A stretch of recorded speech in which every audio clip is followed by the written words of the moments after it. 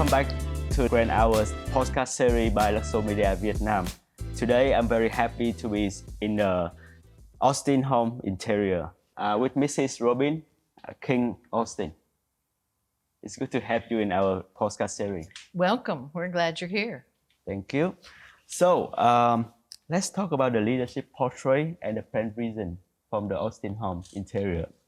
So, what were the turning point and decisive moment that led you and Mr. Randolph Austin to establish the Austin Home Interiors? When we moved here in 2004, we realized that while Randy and many others were working here in Vietnam making fine furniture, there were no stores in Vietnam that actually sold fine furniture. Most of what you saw in the stores were the dark brown, typical Vietnamese furniture. That's their history. And so we started looking around and discovered that all of our friends in the business had extras and samples that we could access. And we found factories that would make upholstery for us and decided to go for it and looked for a house that would work as a showroom and found one right on Tao Dien and opened. And it was really interesting. One of the reasons we did it was that one of the relocation companies came to us and said, "We need furniture. Why don't you all open a store?" But they also said, "We also need rental furniture because a lot of people are moving here and they don't want to bring their furniture with them." So we did both in the beginning. We had furniture for sale, but also furniture to rent. Mm-hmm. Mm-hmm. It's interesting. So could you share about the design philosophy that Austin Home Interiors pursues and grasp what created a unique identity of the brand? I think what made us different was that everybody's house and everybody's, any store that was here only showed cream-colored sofas and chairs. Yeah. I mean, I was really shocked because it's so easily dirty, but everybody thought cream was the thing to do. So we were kind of shocking because we immediately had a showroom full of color. And that's my favorite thing is color and texture and mixing things together. And that was different for everybody. We also were different because we offered design services. There were designers here offering design services, but they were really expensive. Yeah. And we had it for free. Our designers would help you for free to design your home. We really kind of were very different, and people like that a lot. Oh, awesome. So you like the color, right? Oh, yes. I'm a color person. That reflect on your outfit today. Very beautiful and colorful. I'm always dressed in color. Rarely wear black. I like it very much. Yeah. So next one, looking back, what is a key milestone that shaped the brand into what it is today? I think the biggest milestone it happened pretty soon after we opened was the ability to customize. All other stores in the region required people to order and wait 5 or 6 months for something to come from Europe. We were able to make things here in Vietnam because we had so many friends in the industry, and we knew that the ability to make high-end fine furniture was here, and we could make it very well here. So the ability to customize and make things that the people actually wanted in their fabric, in their style that they chose, was something that was very new. And it's been about 40% of our business all the years that we've been open. Oh, awesome. Yeah. So your location is in Tao Dien. So is it most of your customer is a foreigner? How many percent, the portion? Yeah, tell me the portion. In the beginning? Yeah. In the beginning, most of the customers were foreigners. Very beginning, but it didn't take very long for the Vietnamese to discover us. But now, I would say 99% of our customers are Vietnamese. Oh, excellent. Excellent. Yeah. That's good to know because like the mansion is very beautiful, you know, like it's like the Western style. So I you know, like my observation, I think that's a foreigner is a main customer for yourself. Yeah. But 99% Vietnamese. No, It's amazing. the Vietnamese have gotten used to the idea of comfort. That's good. That's very good. Mrs. Austin, so among the recent collections, is there a particular design that you are especially proud of that reflect the Vietnamese market unique identity? I like all of our recent collections. They're gorgeous, but a wood collection called the Sonoma collection is special to me because I really love burl wood. Do you know what burl is? When you look up in a big tall tree and you see this big lump on the tree, Yeah. that's a burl. Oh, okay. And you take that big lump off the tree and you shave it into veneer. You come up with this gorgeous, gorgeous wood. So we made the Sonoma connection with a burl veneer and a beautiful light brown finish. And you'll have to show the people what it looks like because it's really quite gorgeous. That's one of my favorites. Yeah. But I like all of our collections. Of course. You're the one who designed that. But, yeah. So, reflecting on Austin Home journeys in Vietnam, which is almost 20 years, so what advice would you give to the brand looking to be succeed in this highly competitive market?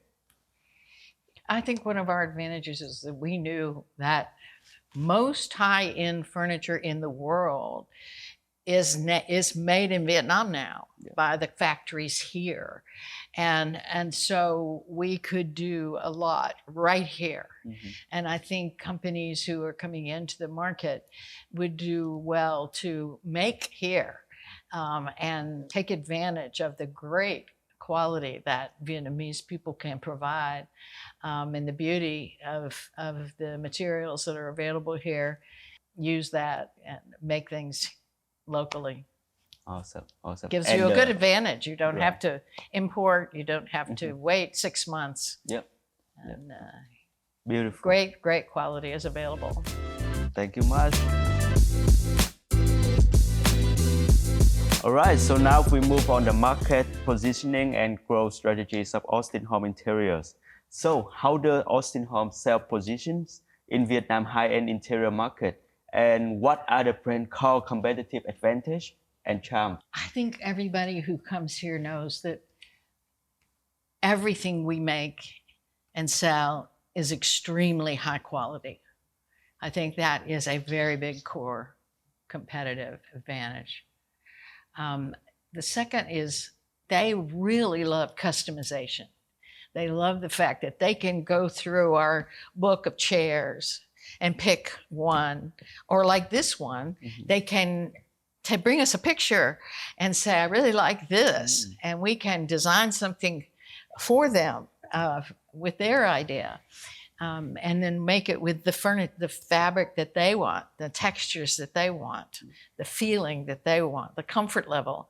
We even change the cushion sometimes. We have 3 different levels of softness, hard, medium, and really soft and squishy. And people choose which one they want. I think they know that comfort is available here and the choices are available. And I think finally, the fabric choices. We have thousands of different fabrics that they can choose from, literally thousands. And every type of fabric. So a lot of the older people choose velvets. The younger people tend to choose more tweedy looking things. Right. So it's really interesting depending on the person. Everybody's different and they want what they want. From your sharing, I think like the level of customizations in your designs philosophies is very, very good for people. They have a lot of choice, various choice, right? Up to their requirement. And they don't have to wait 6 months to get it from Europe. That's because we're making it in very fine factories here to very high quality. And we can get things in like 6 weeks. 6 weeks. We're done. Impressive. And they can get it in their house. Yeah, impressive. I don't know about other people, but like myself, if I want to buy anything, I buy it right away, you know. Like if I have to wait 6 months, forget about that. Right? Well, we do have a lot in the showroom that you can buy. That's another thing that's different from us. You don't everything doesn't have to be ordered. We do sell, we Mhm. do have items that can be purchased right any day and be delivered the same day. Excellent, excellent. All right, next one. So, how do Vietnamese customers approach the luxury interiors in comparison to other countries or markets? I think they approach it in exactly the same way other people do. Vietnamese are not different. Yeah.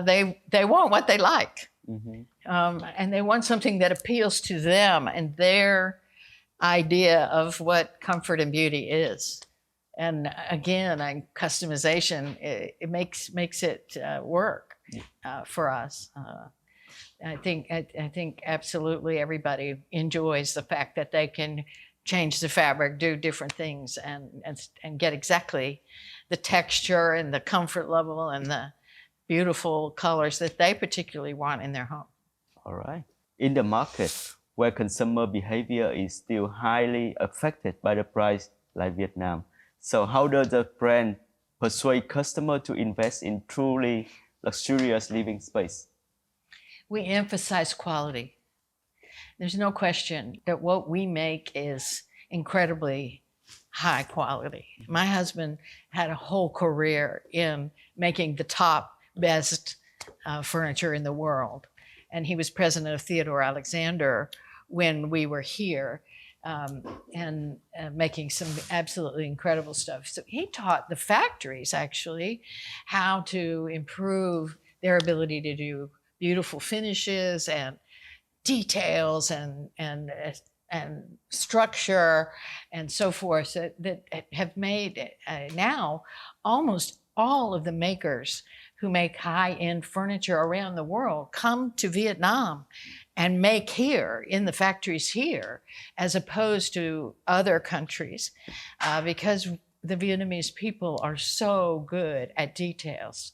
So I think that was a very important thing.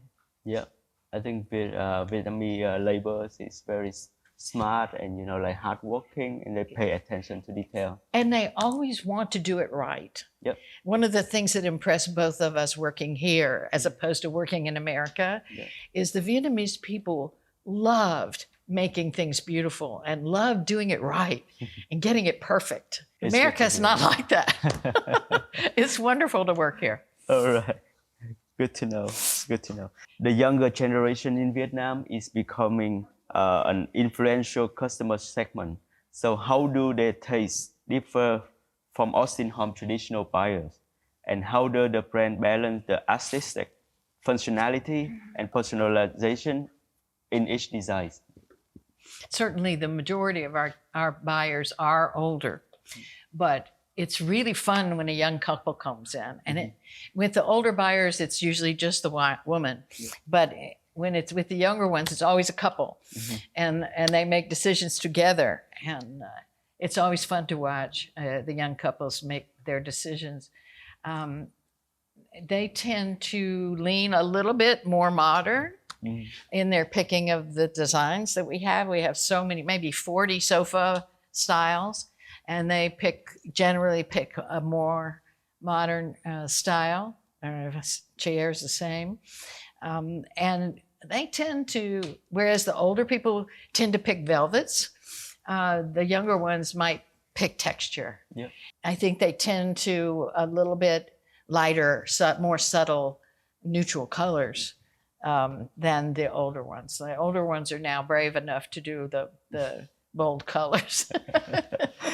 But it's fun. It's really fun working with young couples who come in and want to do their house. Good experience. Cool. So how has the rise of luxury real estate, particularly high-end villas and penthouse, impact the demand of premium interiors in Vietnam? Oh my.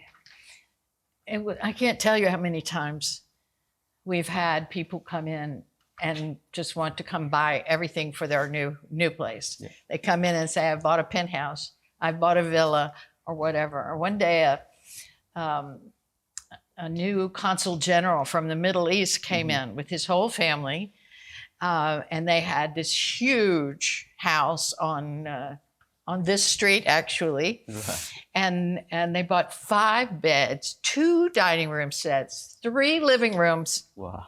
in one day. Mhm. And we delivered it the same day, right out of the showroom.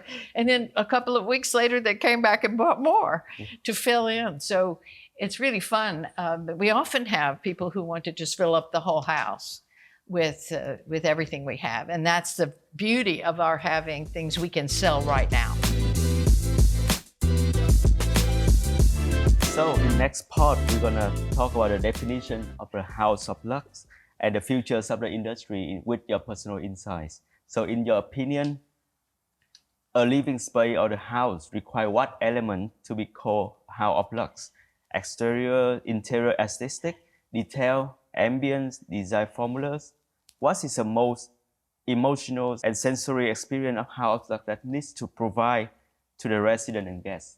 I think it's important that all of the elements of the house work together and don't fight each other. Yeah. Colors, different textures, finishes on the furniture, lighting in special ways, floor coverings, drapery. It all needs to work as a big creation. You know, you make this beautiful puzzle and you put it together. And that's what our designers do. It's really amazing to see the color combinations and how pretty. And we work with the customers, of course, to figure out how they want us to start, what colors really appeal to them, and then we give them lots of options. But yeah, it's many layers. Right. And it all has to come together to be It has perfect. to be the harmony between those elements. Right? Exactly. It's very fun to do. Right. Very fun to do. So talking about the interiors in Asia, in general, people really care about feng shui. So what do you think about feng shui? Oh, I don't understand it completely, but many times we have had customers who brought in a feng shui specialist. Right. Who would change the design. Mm-hmm. We had one on the street right here, not far down the street, that has a beautiful, beautiful home. Yeah.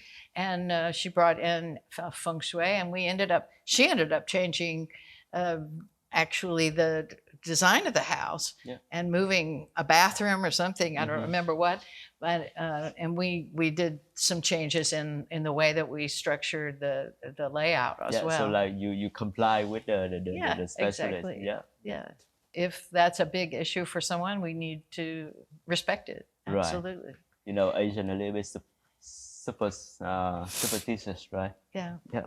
And do you believe that sustainability and luxury can truly go hands in hand in the residential designs? And how can the eco-conscious material enhance without compromise the essence of luxury? Eco-consciousness is something that's important to us.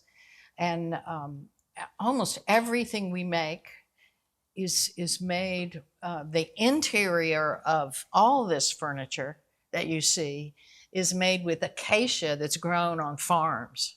We don't use acacia that's grown in the forest. So it's made, and so that makes it sustainable. And of course, we also offer some issues with fabrics, for instance, with stain guard fabric and long-lasting fabric that we recommend to some of our customers to help them have a long-lasting situation with everything. But I think it's a good marriage, and the industry, the furniture industry, is much more conscious of being eco conscious than they were 20 years ago. Right. Now it's very important. Yeah, everyone now talking about sustainability, right? Mm-hmm. So it's very important to apply it to the business. And how does the concept of silent luxury, or we sometimes call it quiet luxury, right, redefine the modern luxury home compared to traditional opulence? I'm not a fan of minimalism. I'm more on the opulent side and the color and so forth. But there are people that really like the very quiet, luxury, and there's nothing wrong with it. It's just not my particular style. Yeah. But something that some people require, and we occasionally work with them on creating something quiet. Right. But that's not your style. That's No, not what you like. You no, want something no, opulent. Yeah. I like wild and crazy bold. It's awesome. This is the end of the podcast series, The Grand Hour Vietnam. And thank you, Mrs. Austin, for your beautiful and interesting sharing today. Thank you.